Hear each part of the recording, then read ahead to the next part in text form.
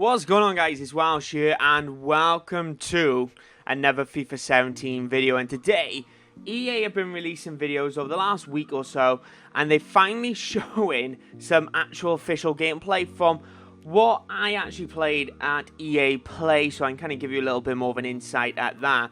But what is actually being shown is what I played essentially. So let me know in the comment section below, what do you think of the gameplay looking at it? We do only see actual little snippets, like here we do have Marshall going in for the shot, but let me know what you think of the little snippets that we're actually seeing today.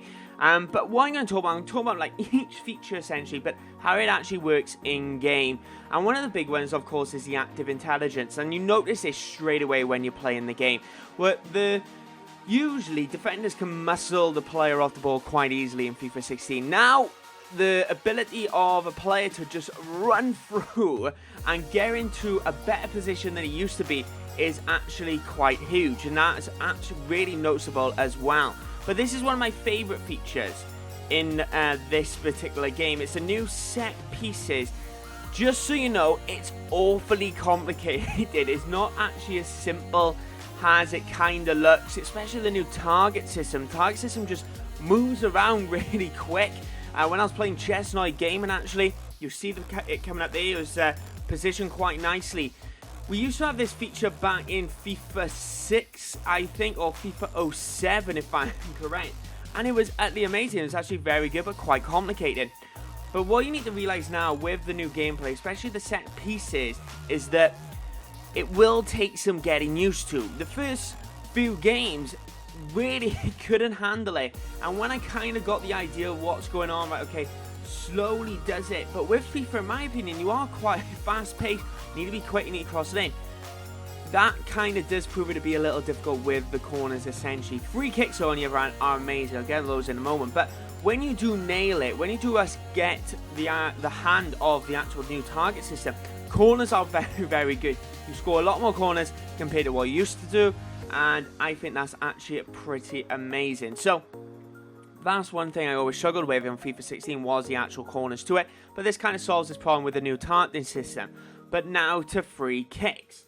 So free kicks are amazing, right? I use Marco Reus more often than anything else to actually score free kicks, but you can score some absolute belters. The one I type of scored was the one that you will see in the Rodriguez gameplay, where it goes outside of his foot essentially and curves into the top corner, and it was an absolute belter. Long free kicks are more of a feature, you can say, in FIFA 17. You will actually score those more often, I think, than curlers. I found curlers a lot more difficult, even though you have the ability to actually shoot downwards now. I just found it a lot more difficult. I think that's a technique you will learn over time. You learn to adapt and evolve with it, but at the moment, long free kicks are amazing. It's got an absolute belter with Marco Reus in FIFA 17. He was cracking. So now let me just go on to what I was talking about, the ability to like shoot down, header down and stuff like that. Oh, actually, before that, here's the Rodriguez. You can actually walk up and down the touchline now.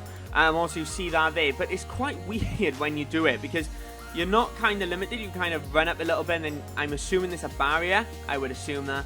But obviously, when we was playing it, you couldn't really notice it because it was kind of like, whoa, actually, I could do that. But anyway, onto the Marshall gameplay. So the heading down ability, when you actually play it, it's actually a lot easier rather off free kicks. When you are in game, it's not a set piece. It's actually quite easy to score, keep the ball on the floor. But the only problem with this is that it happens quite too often.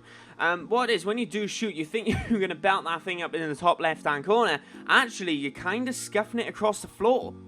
It's trying to learn how to do it. I don't know how you control it. The amount of games didn't really figure it out that much.